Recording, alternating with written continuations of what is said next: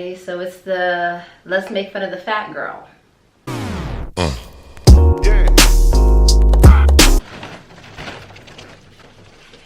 Happy Valentine's Day! Hey fam, welcome back to my channel. It is IJF. If you are new to my channel, welcome, and if you're returning back, welcome back. Before I get started, please don't forget to like, share, comment, and subscribe. And also follow me on my other social media platforms because it does help out a lot, okay? Help your sister out. Help a girl. So I rewatched The Parkers and let's just get to it. So, like Girlfriends, I think I stumbled upon The Parkers while going through channels and bumping onto UPN. I don't know what it was with UPN, but UPN has some good, even though it's a local channel, it has some good shows. And I love The Parkers from the get-go. That's because, for one, they had two black women as leads, right? Two, they had black women, comedic black women, you know, plus size black women, women who were, you know, very, you know, confident, polished, you know, dressed well, in my opinion. And to me, how could you not, now, this is what I like about the TV show.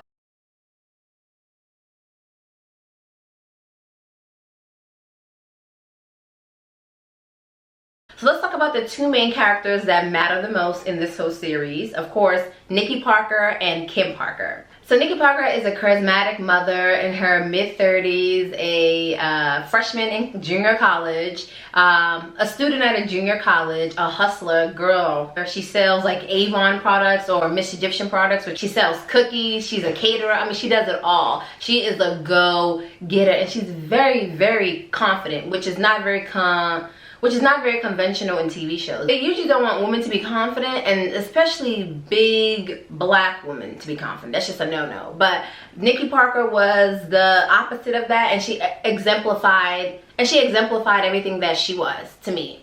You know, she did it in a very flawless manner. She's also delusional. She's highly delusional. Next, we have Kim Parker. Kim Parker is a part of the Nikki Parker duo. Kim Parker is an 18-year-old young girl. She's really not that bright. She's very aloof. She's easily impressed. She's easily manipulated. She falls in love easy, and she is all about fashion. Just a typical young girl from the city, you know, and I love everything about that. But that's just a synopsis of these two.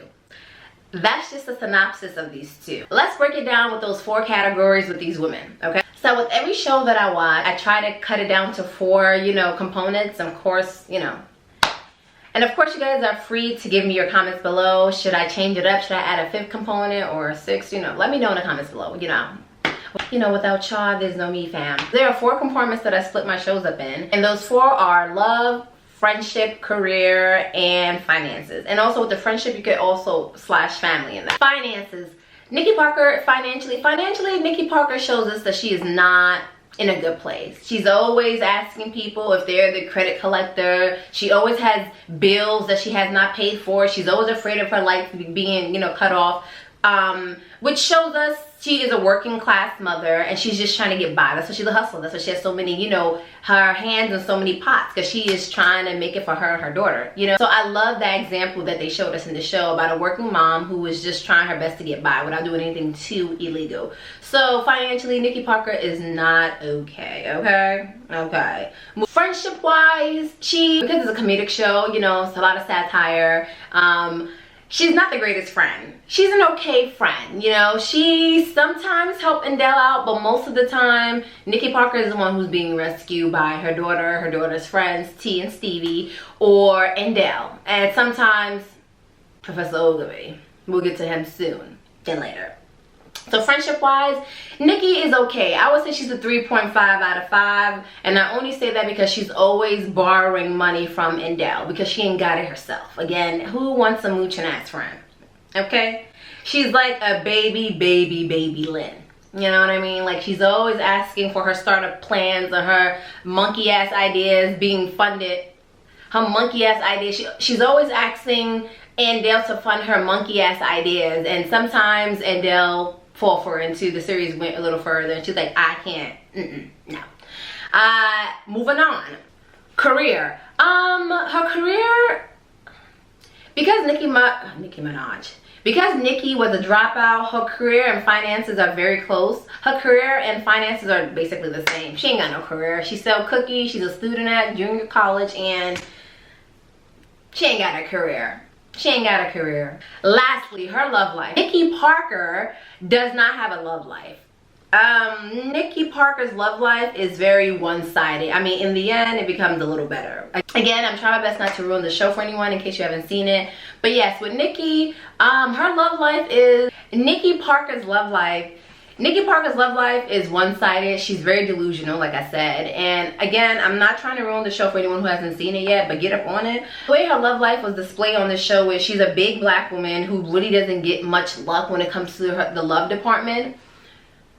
And the way the show made it seem like is Nikki Parker is this big black woman who seems to not really have any men that are attracted to her. Instead, they're afraid of her, they're disgusted by her because of her size, or they see her as a buddy pal, you know, basically putting her in a non-romantic, non-sexualizing category, because again, you poke fun at her size, you know. And I think makes it very problematic for her to have a love life, because if someone is seeing you as a joke all the time instead of seeing you as sexy and embracing you, how the hell are you supposed to have a regular love life if the guys or the people that you're going for are not seeing you in the same manner that you see them as, you know? So, but anyway, Nikki does end up with a man that loves her in the end, but it's not real love if you ask me. You know, she had with the guy that she was stalking for 4 years. So if you ask me, her love life wasn't that great. She was with a man that basically she haggled down. She basically made him tired of running from her. And then he convinced himself that he probably does love this crazy woman who's doing all these things for him. Because if she didn't love him, then she wouldn't. But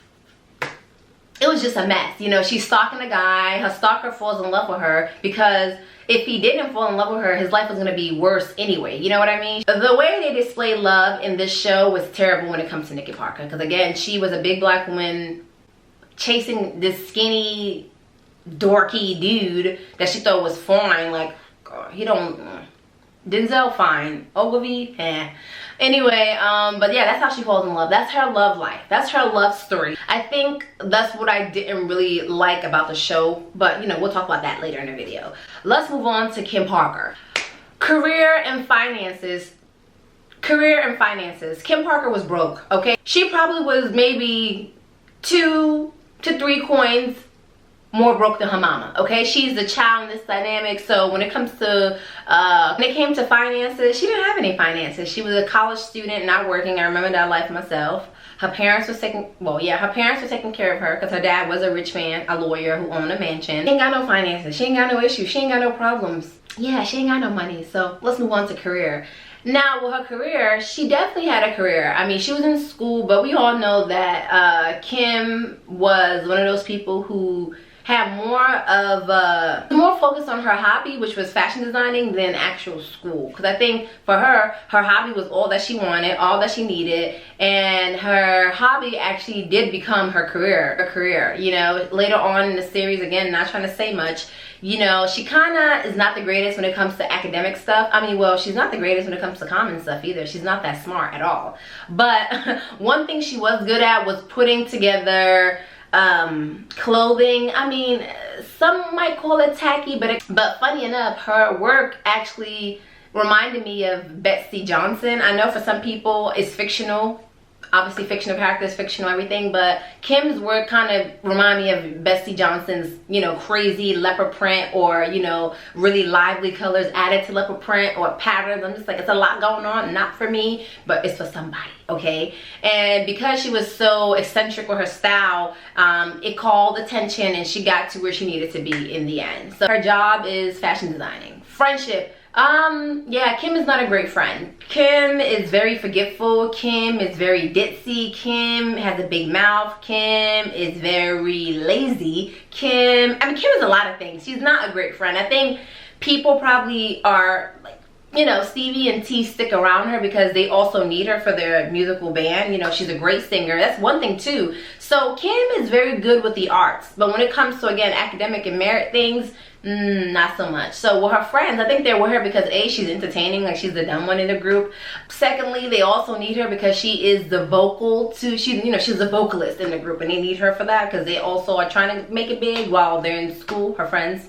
But yeah, in all, Kim is not a great friend, but she's also only 18. You know, she's very young in the series. I mean, 18, 19, 20, whatever, her college years. So her being the greatest person is not, I mean, it's, woo, let's get to her love life. Ciao. Kim, her love life is also very tumultuous. Again, it's very realistic in some aspects. You know, she gets married at 18 or 19 years old to a little boy she met in school. They end up getting divorced because he wants to chase his rap career. She wants to chase her singing, aka slash fashion career. So it doesn't work out. She starts dating, you know, multiple dudes to kind of get over her ex-husband. Yeah, she had an ex-husband by the age of 19. Again, so basically, after trying to get over her ex-husband, she's dating a whole bunch of dudes, right? And in the end, she's single. You know, it's like a little switch. It's like Nikki was single throughout the whole series, whereas Kim was not. And then towards the end, again, I'm not trying to ruin it, but I am trying to be honest about my rewatch. Kim is the one who's single, and her mom is not so single anymore, okay? Not gonna say anything else after that. But while rewatching the story, what I didn't like about the show is how they basically always was very fat phobic, homophobic, transphobic. There's texturism a bit in the show. You know, one of the main characters, Kim Parker, she always had blonde weave and blue contacts or green contacts, stuff like that. But again, this is a show that was created in the 2000s. Like I was saying, since this show was filmed in the early 2000s where context was in for black girls and all types of different colors, I'm not mad at it. I mean, when this show was on, I was like 9, 10 years old, so I was enjoying what the young people of that time considered cool and trendy. But overall, the show gets a 4.5 out of 5. And the only reason it doesn't get a 5 out of 5 is because there was less seasons. I wish there was like up to 10 seasons or 8 seasons, but maybe I'm just being greedy. 5 seasons is enough.